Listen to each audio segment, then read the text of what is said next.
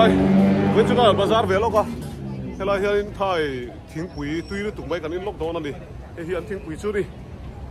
quỷ mèo khóc mày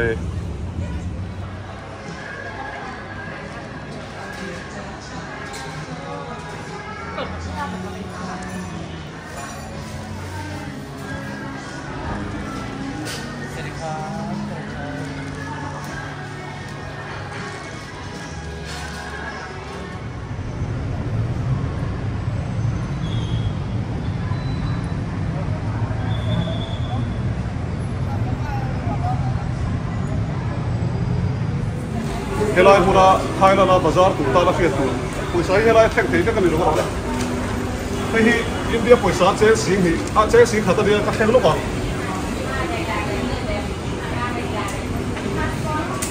passport passport hi por zela ngai o tu la han India puisa che sing khata theng chi a Thai bắt đầu chuan Thai paisa chuan chế sang li alo chu cái này tem đủ khóc mày thì Bangkok khapui anh bazar hun live về cái chu dia hello poi bazar hi mun sang áo ba kan kal lai khol lai berge ka hello a hian anh có giấy duy mấy đi anh đồ khóc mày thề li thề ngã thề ru thề sari về là motor implant per xuống mày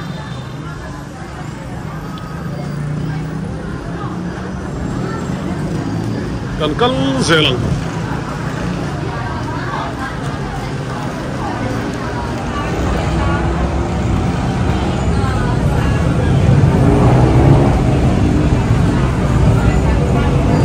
urmaya han ruaron sura hei ruaron tlave chia ma se sur tam lem lawa khilai building ate khian voin chu ka omni leng khop maya kan te hoi ve ni voin chu eng bokam ti kual ve hela hi kan en hirlong so hela hi street food om da big liu ania a mu na mani o lo en ro sap lo te ti hian khiran aya chuan in mu du karinga chuan thian pama lu na la hi bo ve si maya ka pu thei lo hong e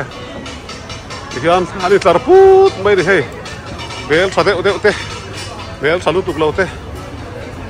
in là thave đeo thế thave đeo xuống lầu thế tầm em mà này thì hiện trên điện hán lầu thế ra ăn street food buôn hi phần thăm tắc rất anh ấy helai buôn hi các cột lệ làm in thil cả khai bố ra vlog hi har em boga in mù lầu cả lão xia helai Bangkok street food buôn hi hey Teu mày à? Thế là bảo hiền food lampang, juice te oma hay là hiền, ní chỉ na cái đòn xây toang khan, cái này oro hay mi chu vlog thara ngắm lâu ngày sạc đâu, hay là muốn in caldon hiền ăn cắn bồi xây lụt đàn zong à chú, em tin anh ní chỉ khan chén xin khát India bồi sạc ha cắt thega, sang li na đòn xua cái này. Tiếng về chú đi à bố rinh mấy cái chuyện bao giờ à bố ấy sao chú đã hiểu Bangkok à ăn phun quỳ loài à có mấy cái chúng nó lâu in hay là cái lụt về chống bây giờ thì lâu môi em bây giờ hay là thì cùng thắt ăn hùa là tour có cái nó xiêm là tour nhiều tất cả đi à Christmas tree liền lúc tụi mấy ăn lâu quá say à cái mũ to giống số cái Christmas tree cái mũ to giống số cái ăn liền bèn cái đó thì làm cool về đó thì ăn chè về hay chè về thế chuan street food muốn quý cái đó thì làm đó bốc à bây giờ street food đó mà ta chuan in lòng cái lòng bạn môi đó em bạn lúc tụi cái hút mấy đi đó này cái phần cool quý đó chơi thì hay là muốn về thì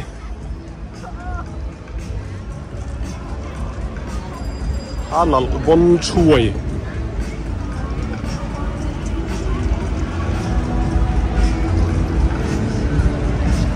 hian Bangkok la kal velo te poin alom tur om ang zia chu im se ve kang chu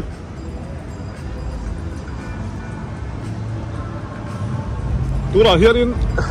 các bazar na thil cái bộ các khai board lu tu các vlog box ya ari du khop mai ba se in puan liu liu ina đi các subscriber sẽ fill hle lo se chuan in oho khi ava mak dang dai ve Christmas putar te chu heo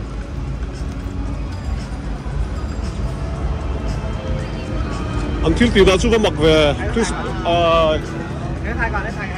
ô nụ la nghe cái gì ô thiên ba anh Christmas putar dang lam pi không vậy cái là hiện tại roll star đấy để bỏ câu tròn về hiện đấy sản phẩm này khá sắc lằng vào luôn anh về sản phẩm tắc tắc á anh đuổi một sút mày bọn mày đi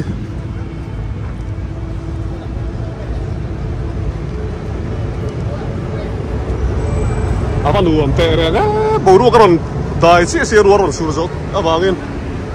boru kin nuam tok chi chia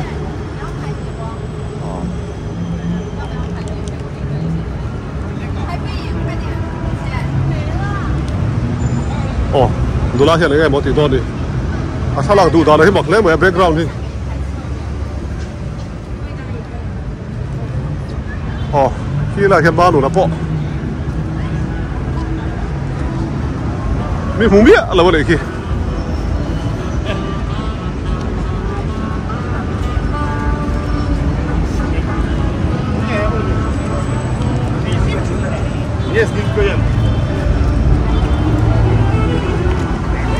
à và hẳn mồi chia cái em ấp hùn thi thế là hi central world cần tia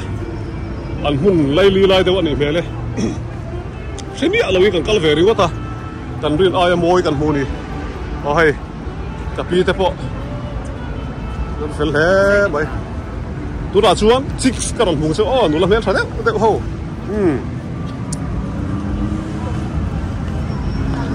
หนูละเชลล์ชี้ลำปังกันส่งอ่างต่างฟ้าเท่าตาจุ่มอีสัว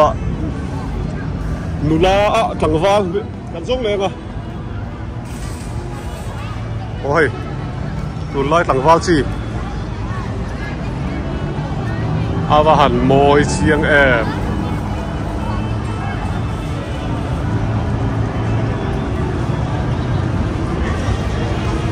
มอยตะกันดิ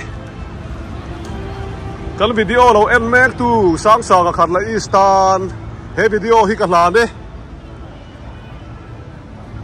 สร้างสากับขัดละอีสปูเอฟเคฟ้าป่ากันจะเดินมิลกับหลุดสักนี่เล้งจันคัวมิลเราเอ็นสักเวทีนตู้โอ้เฮ้ยสร้างกับเชียนนู่นนี่ฮีสร้างกับเชียนนู่นนี่ขี้ละแค่จวลเตะเชียนดูออกบอกอ่ะเฮียกันเล็ดพี่เลยก็คริสต์มาสทรีสร้างเปิดจูเฮ้ยนี่ sorry อันเตะรอเขาที่อันเที่ยงทิมมาอันมีสิ่งชิบะฮีputar kan an chiang thế mà đi top oh hey uluk na samay yes mà thế sự alalo bằng xe ta tu in xe na sa thế mày à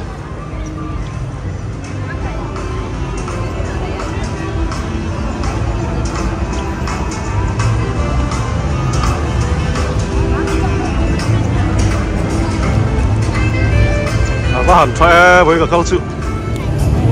ăn uống em hi này đúng không? Mày lấy helai muốn hi. Hey, cái khai board box gì ạ? Thiếu đắng liền. Ăn thì thế luôn. Mà sẽ muốn ốc thì đây mình lột thiên xe đúng không? Các bạn thì làm xe đó. Helai pot thalo là nó sẽ khóc mày ạ. Mỗi khóc mày. Ăn muốn mà hi. Hey, thế rồi xe nào đấy? Đều nó mà đi. Helai muốn lại hiện. Các bạn dọn sang hàng thế rồi xe nào không? Hắn phải thì xía.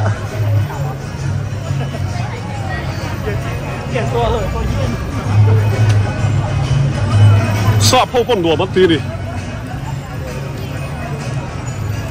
Ăn đùa hốt mày ạ. Ăn thiên hẳn tí về thì quỷ nếp thiên để nó hốt mày đi.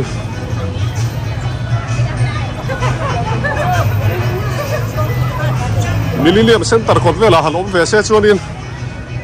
Rồi cal chun tâm về khóc bằng tiền hi chu. đi sang cần vlog dễ là đi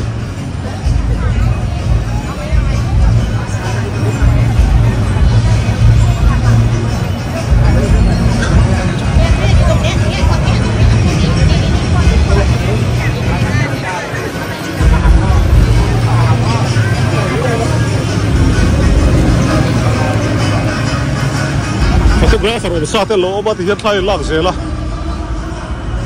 thế là mà trên thay rồi là quá thằng zoom bóng số lại xong Christmas Peter ăn lâu cái số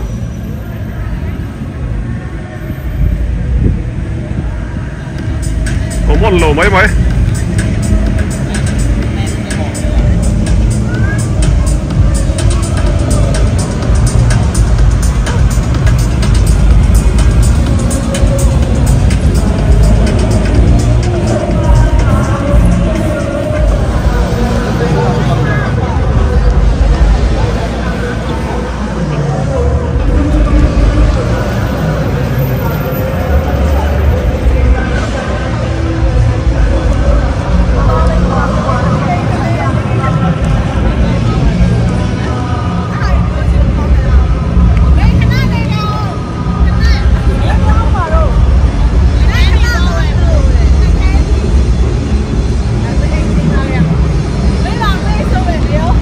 kamu mau baik kalau tirlai kan sudah lah, rồi deh waktu nasib hari kita hari rup tobai.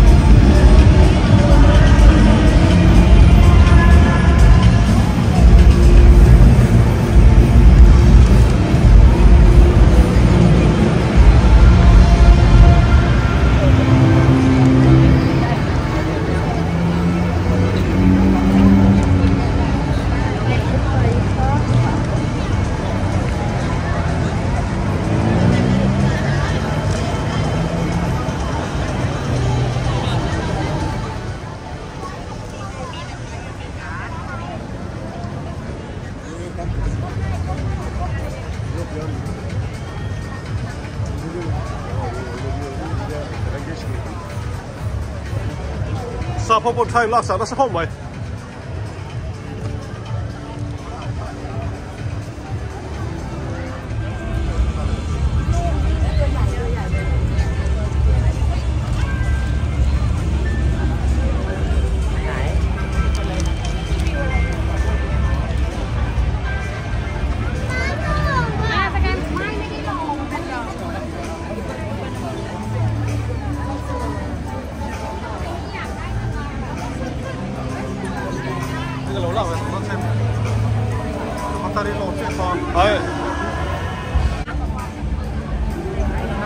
Hủ nó biết gì về thấu cái cái con hủ nôm cái gì này,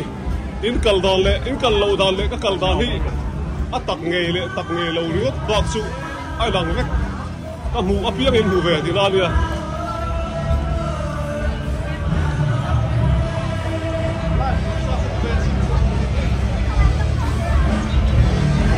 Tôi là hiện live concert anh đấy á, tôi chụp cái bộ chụp ảnh pay hà lăng.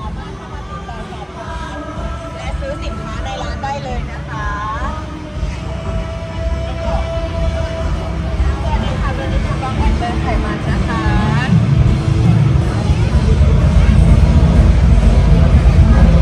ต้องแอดเบอร์ไขมันนะคะ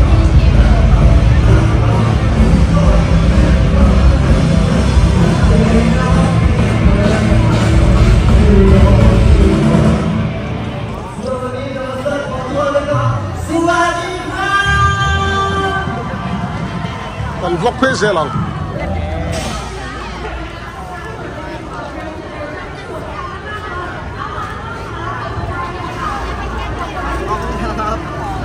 anh phía này hiện nhiên live concert anh đấy á anh hôm nay em chơi anh kiếm mấy hiệu mà cái này nula thay hình lạc sắc to là in hủ đủ ta kia ta tự sắc lông nghe lạc sắc to nghe cái thế nào anh đặt lẽ mấy cái này nula po hi เขาสักมุลายเบลชานี่เราบอก แต่ว่าวันนี้ค่ะมีหนึ่งแบรนด์ที่ขึ้น ไอ้เฟลชาติกันละดูนะ มามอบความสุขพร้อมกับข่าวสารดีๆจากแบรนด์เขาด้วยเช่นกันค่ะขอเสียงปรบมือดังๆให้ Nintendo Switch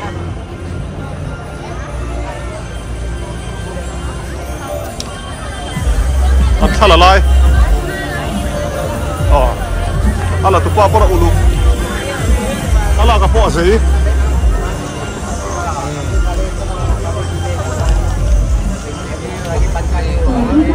lagi sama lagi panjang dulu จากเรื่องของ Nintendo Switch by Cinec ค่ะซึ่งวันนี้เราอยู่กัน ไลฟ์ก่อนซาตันเดย์เฟนี่แมกดาลินตัวใจไม่เทียนตี Outdoor Supply Central World แห่งนี้ค่ะสำหรับบริเวณด้านหน้า เชียนปุยรักเตะตีตะเกมิงอ่ะตีเตะลงแบบไม่เทียนอีกแล้วเหรอเป็นก๊อกเกมิงอ่ะที่ไม่รู้จะไปไหนในช่วงนี้ค่ะก็สามารถมาเดินเที่ยวในทั้งเวลาใจเบต้นนี่ชูการเย็นๆแบบนี้ต้องบอกเลยที่เซ็นทรัลเวิลด์ของเรามีกิจกรรมให้ทำเยอะมากๆแล้วก็งานดีๆแบบนี้ค่ะตั้งแต่วันนี้จนถึงวันที่2 กันอีกด้วยนะคะนอกจากนี้วันนี้นะคะสำหรับในส่วนของบูธของเรากับ Nintendo Switch ค่ะต้องบอกเลยนะคะเรามีกิจกรรมมากมายที่บูธรวมไปถึงด้านบนเวทีตรงนี้ในที่เราจะบอกว่าไม่สามารถไปร่วมกิจกรรมที่บูธของเราแล้วฟินอินกับโอบนิธิกันบ้างโอ้โหนะคะถ่ายรูปกันเลยนะคะและแน่นอนนะคะเดี๋ยวเราอีกสักครู่หนึ่งเราจะทำการตัดสินที่วันนี้จะได้ไปร่วมกิจกรรมนะคะกับทางคุณโอบนิธิที่บูธของNintendo Switch นั่นเองค่ะซึ่งในบูธของเราวันนี้ค่ะมีทุกท่านนะคะได้ไปเล่นเยอะแยะมากมายเลยไม่ว่าจะเป็นในส่วนของเกมค่ะกับ Mario Kart 8 Deluxe หรือจะเป็น Nintendo Switch Sport ค่ะและที่อยากจะแนะนำเลยนะคะพระเอกของงานนี้กับเกมใหม่ของเรา Super Mario Bros Wonder ค่ะซึ่งเป็นภาคใหม่และเป็นเกมแรกในรอบ10 ปีของซีรีส์ Super Mario Bros นะคะที่มาในรูปแบบ 2 มิติพร้อมกับความพิเศษเพราะว่าเกมนี้ Super Mario Bros Wonder ได้แต่ Wonder Follow ค่ะในเกมเขาจะปลดล็อกสิ่งมหัศจรรย์ต่างๆอย่างเช่นตัวพ่ออาจจะมีชีวิตขึ้นมามีฝูงศัตรูปรากฏตัวขึ้นมาค่ะและตัวละครค่ะสามารถที่จะกลายร่างนะคะเป็น Elephant Mario ได้อีกด้วยเรียกได้ว่าเป็นนะคะมิติใหม่ล่าสุดกันเลยทีเดียวซึ่งใครที่อยากจะไปสัมผัสความพิเศษแบบนี้กับเกมนี้นะคะ Super Mario Bros Wonder ก็เรียนเชิญที่บูธของ Nintendo ของเราได้เลยค่ะและแน่นอนเลยค่ะต้องบอกว่าวันนี้ค่ะดิฉันก็ไม่ได้มาเพียงคนเดียวเป็นตัวก่อนให้กับกันเลยทราบสุดหล่อสุดฮอตของเราสร้างประสบการณ์ความสนุกให้กับทุกคนนะคะไหนใครรออยู่บ้างยกมือให้ดูหน่อยไหนใครรออยู่บ้างด้านหน้ารอกันเลยแล้วถ้าทุกท่านยกเลยใครที่มีแอป Lazada นะคะสามารถมาร่วมกิจกรรมได้หรือว่าถ้าใครยังไม่มีก็สามารถเดินเข้ามาแล้วสมัครและอย่าลืมไปกดติดตามนะคะกับมิซูมิแล้วก็ Lazada ด้วยเท่านี้เองคุณสามารถรับสิทธิ์ในการร่วมสนุกกับการช็อปปองรับของรางวัลได้เลยค่ะฮัลโหลค่ะก็วันนี้บูธมิซูมิบูมีนะคะพิเศษมากๆเลยเพราะว่าเรามีกิจกรรมแลกซื้อด้วยนะเป็นไอเทมพรีเมียมเนาะที่เราไปคอลแลบกับปิกาจูลิขสิทธิ์แท้โดยตรงเลยตอนแรกเนี่ยต้องซื้อสินค้าครบ500แต่ว่าไม่ต้องแล้วคือชิ้นใดก็ได้ในร้านนะก็ได้แลกซื้อฟรีไปเลยนะคะเหมือนได้ซื้ออะไรราคาพิเศษนะคะเป็นกระจก199 บาทนะคะแล้วก็เป็นร่ม399 บาทนอกจากนี้ก็ยังมีแบบว่าซื้อครบ 1,500 บาทก็ได้สปินทูวินคือหมุนวงล้อฟรี1ครั้งก็เป็นของรางวัลพิเศษทั้งนั้นเลยนะคะเรียกว่าได้พอเดอร์มาเองนะคะนี่เลยมีฟิลเลอร์ที่ใส่แล้วก็มีนี่ตัวฉีดผิวนะคะใครที่อยากจะถ่ายรูปสามารถถ่ายรูปได้เลยนะคะมีแบบสีชมพูนะคะแล้วก็มีสีเหลืองด้วยชอบสีไหนชอบฝั่งไหนนะคะมุมไหนนั่งถ่ายนอนถ่ายตะแคงถ่ายได้หมดเลยอย่าลืมแชร์ลงโซเชียลนะคะเพื่อให้เพื่อนๆได้รับรู้โมเมนต์สนุกๆแบบนี้ด้วยค่ะเอาล่ะขยับไปสักนิดนึงนะคะหลังจากที่เราเนี่ยไปในส่วนของสกินแคร์แล้วเราขยับมากับของหวานกันบ้างดีกว่านะคะและบูธนี้ก็คือกูริโกะนั่นเองนะคะวันนี้เขาจะลองบรรยากาศของผู้ช่วยกระเทียมเราจะชิมช่วยเลยครับเจล่าให้เตะให้ชูต้องทำให้บ็อกซี่เราช่วยเลยบ็อกซี่ผู้ช่วยที่จนหมออันบิลลี่เกมเซ็นเตอร์ก็ได้ให้ชลายหู thu về về hi cả lòng tiếng đàn của sắc lốc sự cần phô cua là về là gì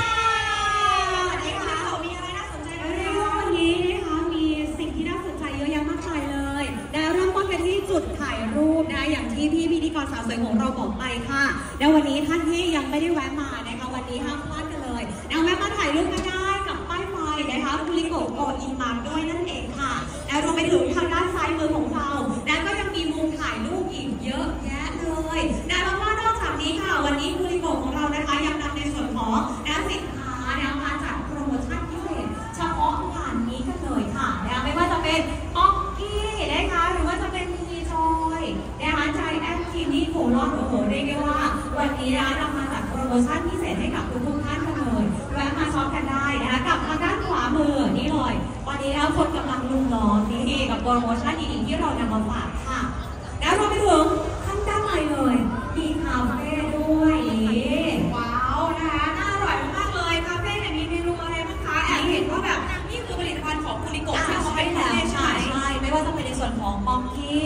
หรือว่าจะเป็นในส่วนของนมอัลมอนด์นะคะกับคุริโกะอัลมอนด์โคกะนะคะเรียกว่าไม่มีคอเลสเตอรอลแล้วก็แหล่งโปรตีนกันด้วยรักสุขภาพแวะมากันได้นะคะกับเครื่องดื่มนะคะจากคุริโกะคาเฟ่ของเราค่ะเอาละค่ะทุกคนค่ะน่าสนใจมากๆเลยและแอบเห็นอีก1จุดนั่นคือพาสปองใช่แล้วทางด้านนู้นนะคะกติกาง่ายมากๆนะคะวันนี้ค่ะเดินมาที่บูธกิจกรรมคุริโกะของเรา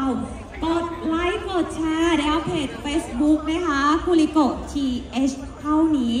ลูกค้าก็จะได้รับสิทธิ์ในการร่วมกิจกรรมนะคะกับตู้คีบทางด้านนี้กันเลยกับค่ะใครอยากจะได้วิตามินจากโบมีนะคะสามารถแวะมาได้ด้วยเช่นกันแอสตาใส่เหรอคะทำไมมีไม้ด้วยอ๋อนี่คือผลร้องเพลงนี่คือกิจกรรมอะไรคะด้านหลังนะคะคือกิจกรรมแค่ลูกค้านะคะเข้ามาถ่ายรูปในบูธเราแล้วก็มาร่วมกิจกรรมนะคะแค่ตะโกนว่าU5ถ้าใครติดครบ4ระดับนะคะก็ได้รับไปเลยค่ะU5คนละ1กระป๋องไปค่ะไม่พอนะทุกคนนะคะคือจะมีลูกคอมาว่าขอให้แบบถึง4ระดับนะคะคุณสามารถมาเล่นได้เลยกับไมค์ของเขาเนี่ยนะคะไมค์U5เพียงแค่พูดคำว่าU5ให้ดังที่สุดนะคะให้ติดถึง4ระดับของเขาคุณรับไปเลยกับเครื่องดื่มแสนจะสดชื่นจากทางแบรนด์U5ค่ะกับนี่เลยรสเลมอนซีซอสแล้วก็ยินดีรวมถึงด้วยนะคะหรือว่านะคะลูกค้าสะดวกเองโพสถ่ายรูปไปในบูธโพสลงโซเชียลค่ะติดแฮชแท็กกู้ซ่าไหลซ่าU5แล้วก็U5ทีนี้เป็นฝันเลิศนะได้เหมือนกันนะคะ1กระป๋อง10 บาทด้วยนะคะถ้าขายของว่าถ้าเกิดว่าทำ2กิจกรรมต้องได้2กองค่ะว้าวมากเลยลูกค้าใครอยากได้โปรดักต์ของU5นะคะฟรีเลยนะคะสามารถมาร่วมกิจกรรมได้เลยคุณไปเล่นกับไมค์ของเขานะคะแล้วก็ผู้ที่เสียงดังที่สุดก็U5นะคะและกิจกรรมที่2นั่นคือแชร์แอนแชร์นะคะและอย่าลืมที่สำคัญที่แฮชแท็กแล้วก็กดนะคะโพสต์ในโซเชียลมีเดียด้วยหรือว่าใครจะสะดวกโพสต์ในสตอรี่ได้เช่นกันใช่ไหมคะเอาละค่ะและนี่นะก็คือกิจกรรมจากU5มีอะไรเพิ่มเติมคะว่าฝากไว้ด้วยนะคะกับผู้ซ่าไหลซ่าจนต้องร้องU5นี่คือU5ค่ะเอาละค่ะมานะคะลงไปกันต่อดีกว่าบูธต่อไปเนี่ยนะคะเปรี้ยวไม่แพ้กันเลยดิฉันบอกเลยว่าใครที่ชอบแบบมาแนะนำให้กับทั้งหมด5อย่างนะคะประเภทแรกค่ะเป็นม็อกเทลค่ะมี2รสชาตินั่นก็คือมะนาวโซดานะคะรสชาติที่2ก็จะเป็นเชฟฟี่บลูเบอร์รี่โซดานะคะส่วนออริจินอลเสิร์ฟของเรานะคะจะมีมะนาวโซดาค่ะบลูเบอร์รี่เลมอนโซดาไจคัสและเทอร์รี่โซดาค่ะโปรโมชั่นของเราวันนี้นะคะซื้อสินค้าใดก็ได้ค่ะภายในบูธ1แก้ว1ชิ้น1กระป๋องแถมฟรีไปเลยค่ะก็ส่วนออริจินอลเสิร์ฟของเขาเนี่ยเป็นกระป๋องคุณก็สามารถซื้อได้เช่นกันซื้อรสใดก็ได้1กระป๋องนะคะแถมไปเลยกับ1กระป๋องนั่นคือรสชาติใหม่ของเขากับบลูเบอร์รี่เลมอนโซดานั่นเองซึ่งนี่เลยนะคะ 0% ชูการ์แล้วก็ 0% แคลอรี่ด้วยนะคะไม่มีการหมักโอเคไม่มีแอลกอฮอล์ด้วยนะใครอยากจะเติมความสดชื่นแบบใสๆนะคะก็สามารถแวะมาได้ซึ่งวันนี้ก็มีกิจกรรมด้วยกับถ่ายรูปรับนี่เลยโปรดักต์ของเขาฟรีๆด้วยโอเคค่ะอย่าลืมนะคะที่บูธนี้ก็มีกิจกรรมแชร์แอนแชร์เช่นกันใครอยากจะร่วมกิจกรรมแล้วก็ได้รับโปรดักต์ของเขาไปแบบฟรีๆกับบลูเบอร์รี่เลมอนโซดารสใหม่ล่าสุดนะคะยกเลยยกค่ะไม่ต้องอายวันนี้มีของ กี้ช็อกโกแลตป๊อกกี้ช็อกโกแลตค่ะป๊อกกี้ช็อกโกแลตแล้วไปแล้วป๊อกกี้ช็อกโกแลตครั้งที่1ค่ะมาเลยสาวๆกุลิโกะนะคะวันนี้เขาทำรถของรางวัลเยอะแยะมากมายนะคะนี่เลยกับเซตกุลิโกะที่จะแจกให้สำหรับผู้ที่ชนะในเกมของเรานั่นเองลงไปสักหน่อยละกันนะคะสวัสดีกุลิโกะด้วยนะคะสวัสดีค่ะสวัสดีทุกท่านด้วย